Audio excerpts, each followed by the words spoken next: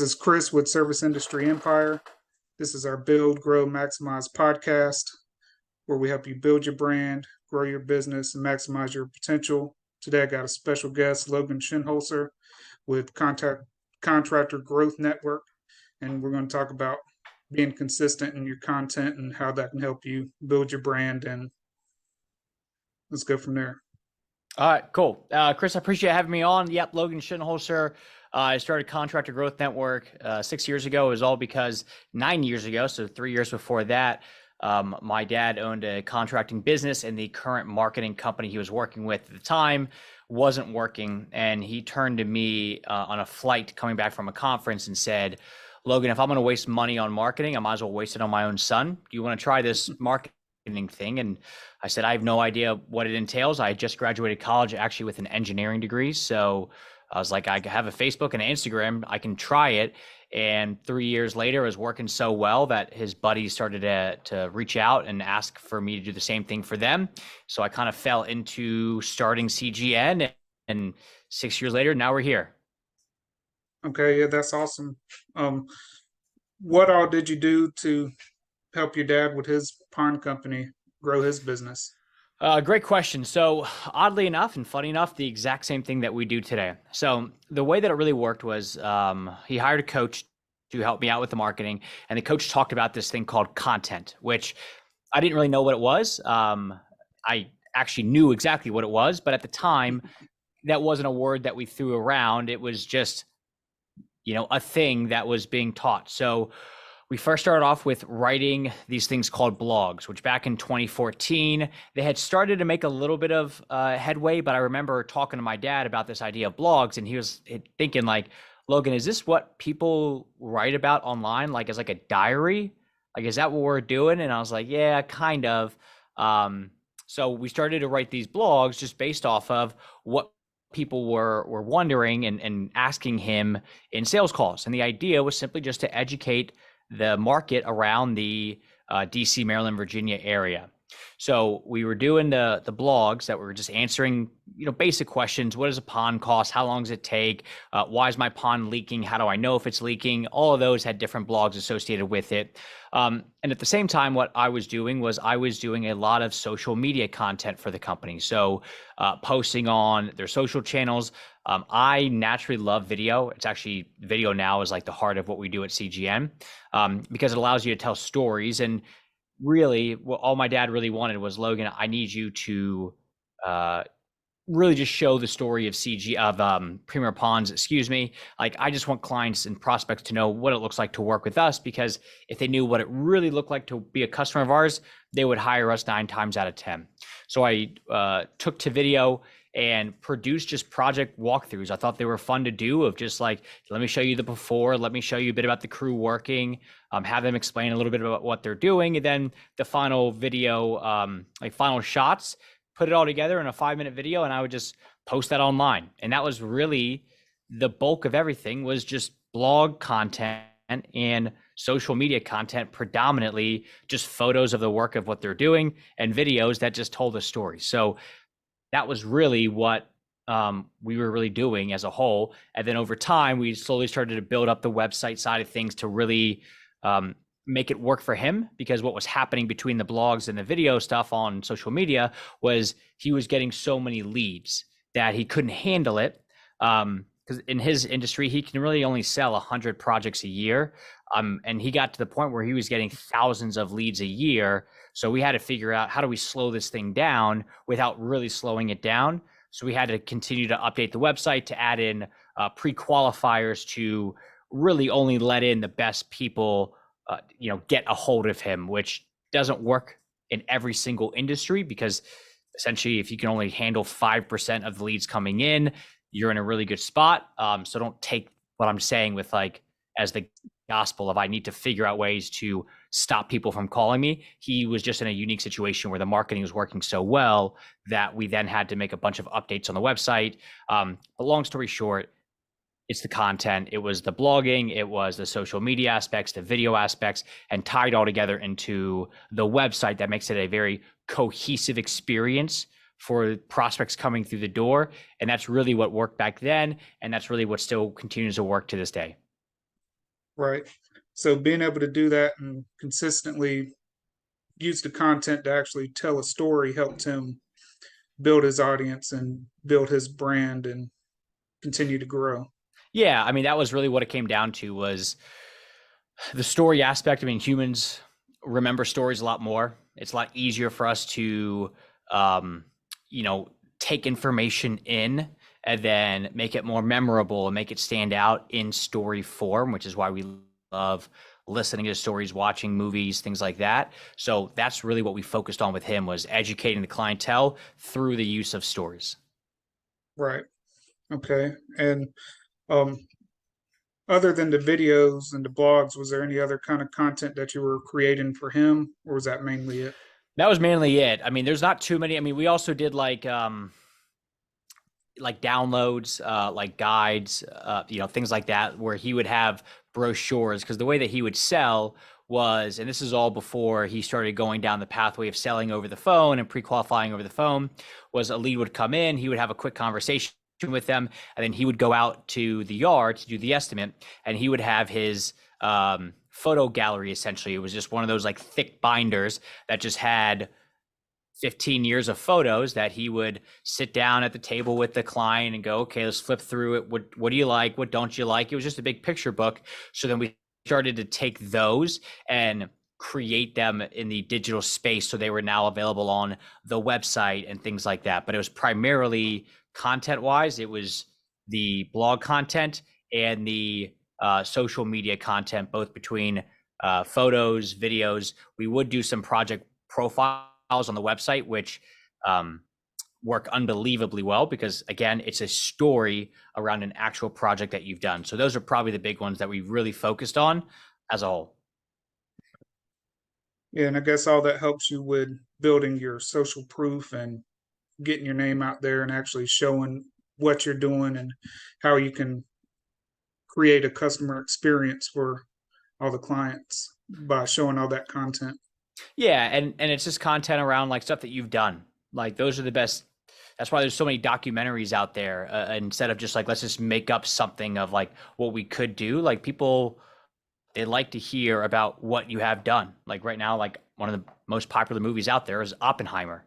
That's based off of an entire historical scenario that happened.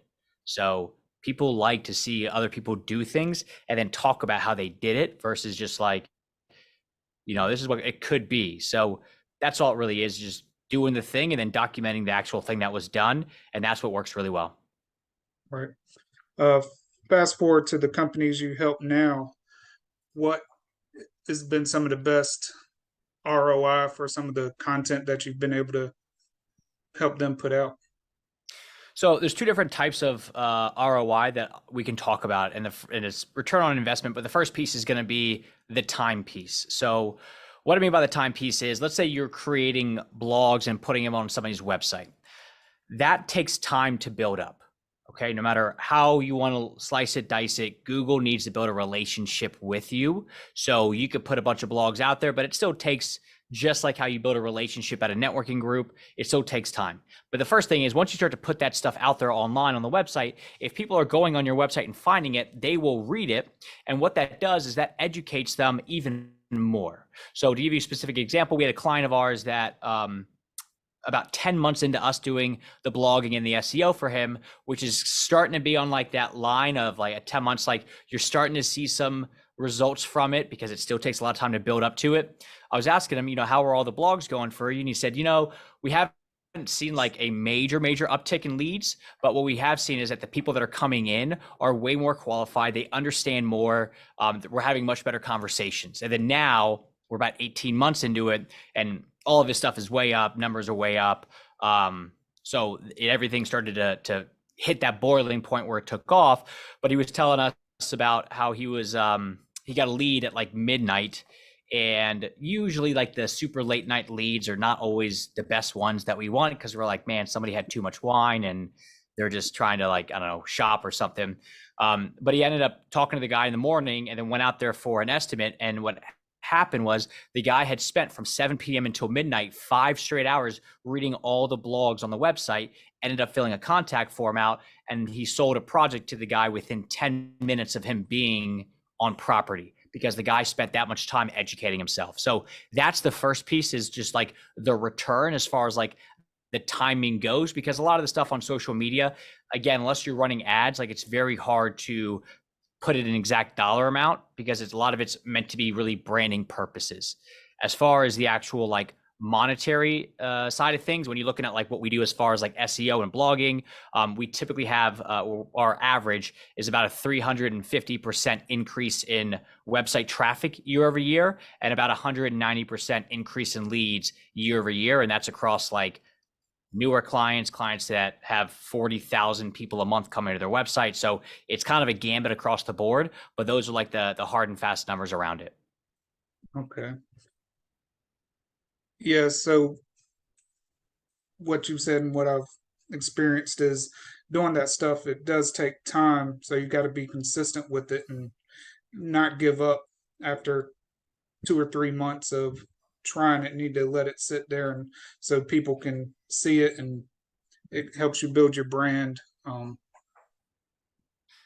Yeah, Because it's not a one and done. It's like a diet. Like you can't diet for 3 days and expect that you're going to lose all the weight and feel great. Like it just doesn't work like that. So if it could, like, and you could figure it out, then you would be a multi-billionaire. But all that stuff takes time. And even like you have all these big time brands now, like The Rock has his own tequila. And it wasn't like that tequila just took off randomly. It was because The Rock has been putting in 30 years of building up his own personal brand through his own content, whether that's, WWE or hosting, that new American Gladiator show or any of the, hundreds of movies that he's been in.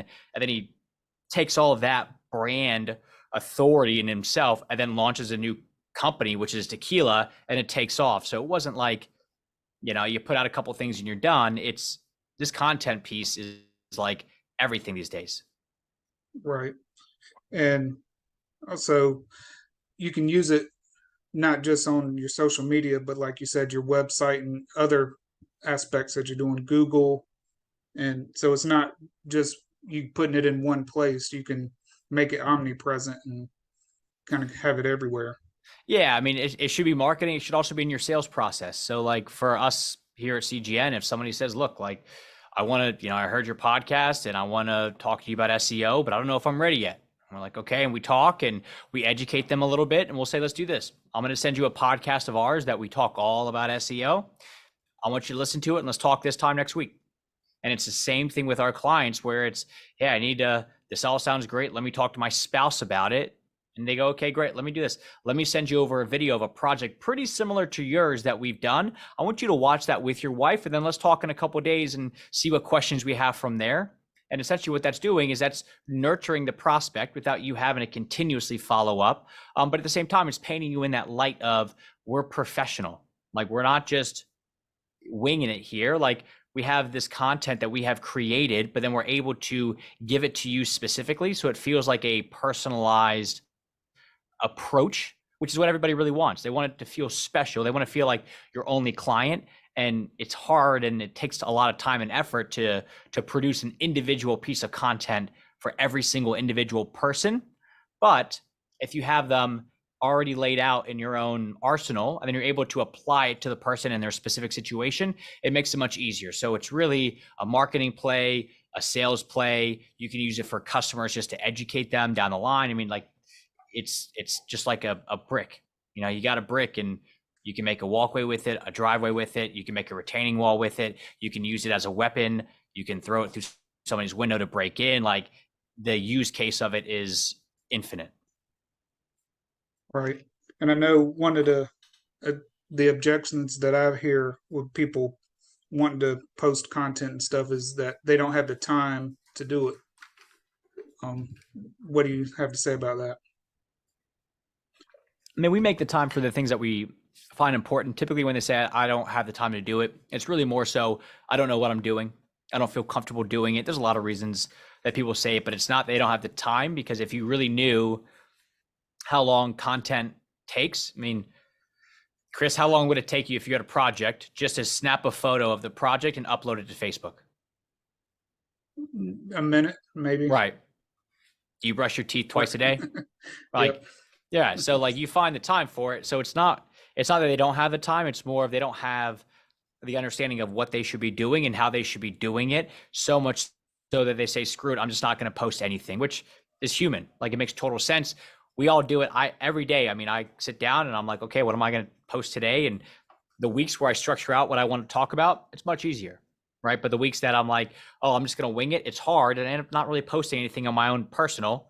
Now, it's different for the company because we have somebody who does that because it has to get done, whether we want to do it or not. But for my own personal stuff, like, I run out of stuff to think about as well. And it's really more so I think, oh, this is a stupid thing, I'm not going to post it. And there is a level of not all content's great content. Like, checking the box of I'm doing content. I mean, there's a level of it's got to be good enough, because if you're trying to appeal to, let's say, a higher end clientele, you don't want to just put out something that looks crappy. Like, just for, oh, I have a logo. But if it was created in Microsoft Paint, like, it's actually going to hurt your reputation more so than probably not even having a logo. So there are levels to that piece of it. But at the end of the day, it's not necessarily they don't have time. It's more so there's something else that they lack clarity around pertaining to content. Right.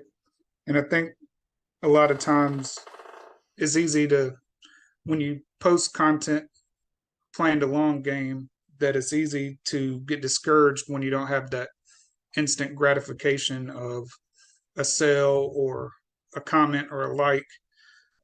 And it's easy to get discouraged after a couple weeks or however long you're posting it and not seeing a lot of return. But it's building compounding interest because they're seeing your stuff on a regular basis, consistency, and they see you are doing it, what you're doing consistently, and know that, hey, you're going to take care of us.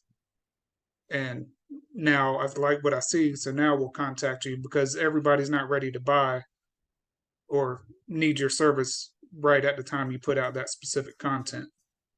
That's all it is. It's branding. I mean, a lot of the content stuff, I mean, there's different use cases for it, but a lot of it's branding. So it's like, just because you put a billboard up doesn't mean that you're going to get a million calls right now, because if you're a landscaper and it's the middle of winter time and it's 9 degrees outside, people are not naturally thinking about landscaping. So you can't really outrun a market that doesn't want your services. So right now, like, for example, like the HVAC industry is pretty slow compared to how it has been, over the past really a long time. And that's because during COVID, a lot of people because of all the stimulus money, redid their HVAC systems. So the amount of repair work that needs to happen is slower right now. So it doesn't matter how number one for, AC repair you are, people don't really need it because the market's not really pushing that idea that you need this thing, then it's kind of tough. So, but you want to be the person that when that AC,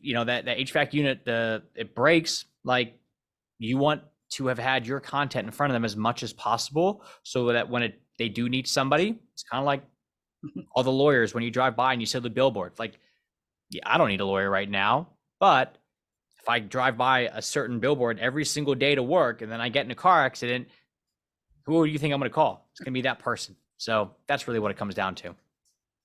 Yeah. And also, if somebody sees they're looking all your information, whether it be on Facebook or whatever social channel or your website, and there's limited stuff up there, versus when they see somebody that they're posting every day for the past 3 years, who are in their eyes are going to be the expert. Yeah, it's a little bit different. It's the restaurant that, has 10 reviews versus the restaurant that's got 4,000 reviews. It's no different. It's people want to work with people that have experience there. And typically when you work with somebody who doesn't have experience, the reason you're working with them is because it's cheap. Maybe you want to help them out because it's your friend from church or your friend from home, but the other side of it is like, you're not working with them because it's, oh, this is my friend from church and they're really expensive. It's my friend from church, and you rationalize it to yourself of, I want to help them out, but realistically you're just trying to save some money. So that's really what it comes down to. Yeah. And I know you had mentioned blogs earlier. Are they still pretty relevant in working with your content and your SEO? They're super. I mean, there's people out there that do SEO without content, and it doesn't make sense because the premise of SEO is being able to answer whatever people are searching for in Google. And if you don't have content that is helping to answer that specific thing, then it's going to be very tough to actually have an answer for them. So blogs are still unbelievably relevant. With ChatGPT coming out, it's changed a little bit about how to structure the blogs and what needs to be on there. If anything, it's really up leveled the game. Like we look at, like if you look at like any of the blogs that we do for our clients, like they're in depth. Like they are a lot of photos, good formatting. It looks closer to maybe like a Wikipedia article, while you have other ones that are somebody's again like just checking the box of like, yeah, I wrote a blog post and it's like got it, but like it's not going to rank. So it still has to happen. It has to be done well, and that's like the two big pieces of it is make it happen and make it done well, because otherwise there's no point in doing it. And in fact, it can actually hurt if you have a bunch of bad blog posts on your website. Okay. And as far as the other content that you may use for social or your website, I know you're big into videos. Would you rank that over just before and after pictures or things like that? They all have different functions of it. It's kind of like, again, it's like that brick example of like, it depends on what you want to use it for. I would say the easiest one's gonna be before and after photos. Like right now, like my wife and I are about to start the process of remodeling our basement. And a big piece of this is I was tasked with finding the remodeling company around us. And for me, maybe I'm biased, maybe not. I don't think I am, but I want to see somebody that has photos, like professional photos of a basement that they designed and remodeled, like as part of my buying criteria. Because even with the companies that like had nice photos, I would show them to my wife and she's like, "Oh, why are these photos so dark?" And I'm like, "Well, honestly, that was just, it was professionally shot, but like the photographer probably just wasn't great." But I'm just thinking, I was like, man, I thought I was a tough critic, but like my wife, who really is your ideal client, is saying these don't look that great. There's no hope for the people that don't have professionally shot photos if you're about to spend, $250,000 on a project. So it's like there's different use cases for it. But I would say, like, in the very least, get before and after photos. Those are great for social media. They're great for like your website, where you can show this is where it was and this is where we're coming into. Videos, you've really got three different types of videos. You got your shorter ones that are meant to bring you attention, and those are the ones that do really well on social media. Then you go a little bit further down in the marketing funnel, and those are now the ones that really highlight the service you provide. And then the third rung of that is highlighting your specific company. So it's just get people into your world, then get them bought into the idea that maybe they want their kitchen remodeled, maybe they want that accent wall painted, and then they get them bought into, well, this is now why you want to use our company specifically. So again, it's not like a one or another, but I would say in the very least, before and after photos on your phone, same angle, those will at least get you by until you start to want to appeal to a higher level clientele with more money and bigger projects. That's when you really need to start to lean in more into, let's make sure that this is professionally done. The project is staged. It's got great lighting. It's got all the right intangibles as a whole. Right. And just like your marketing and sales, you should be putting in or thinking about this as an investment into the growth and brand of your business, and not just wasting time or an expense. Because as you grow, like you said, you can invest more and start putting out better content, which is going to bring in a better league of clients for you.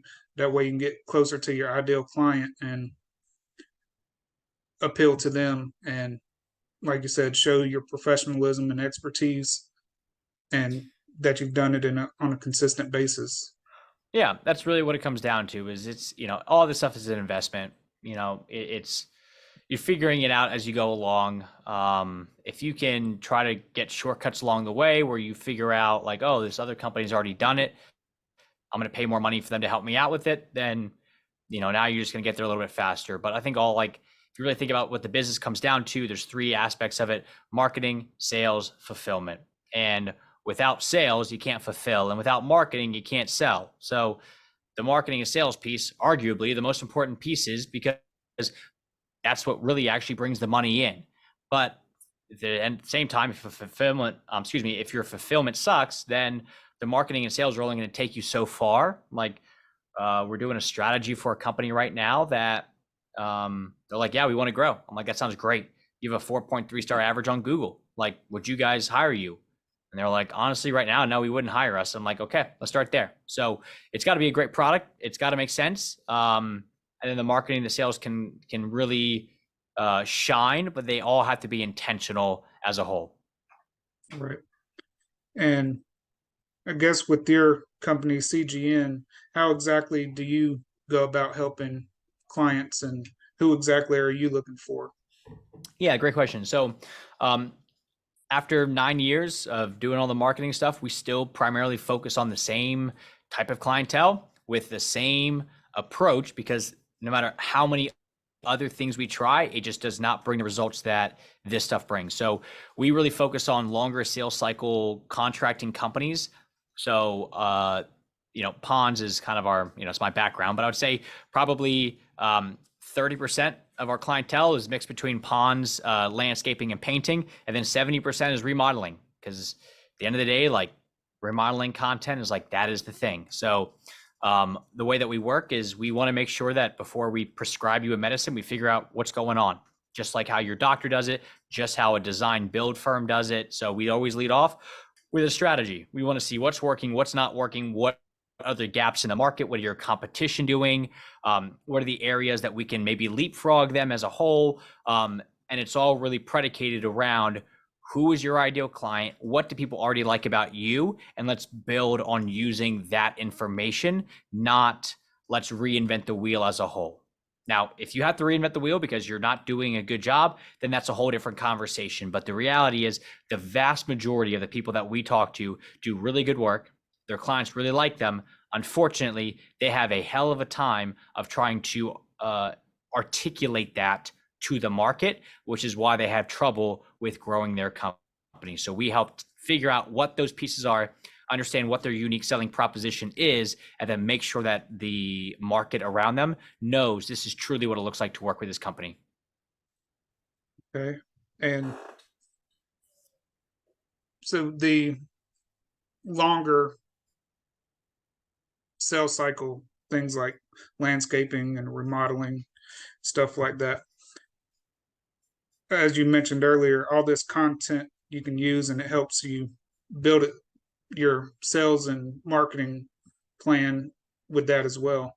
So it's important to actually have, like you said, a plan or strategy for your content and not just wing it.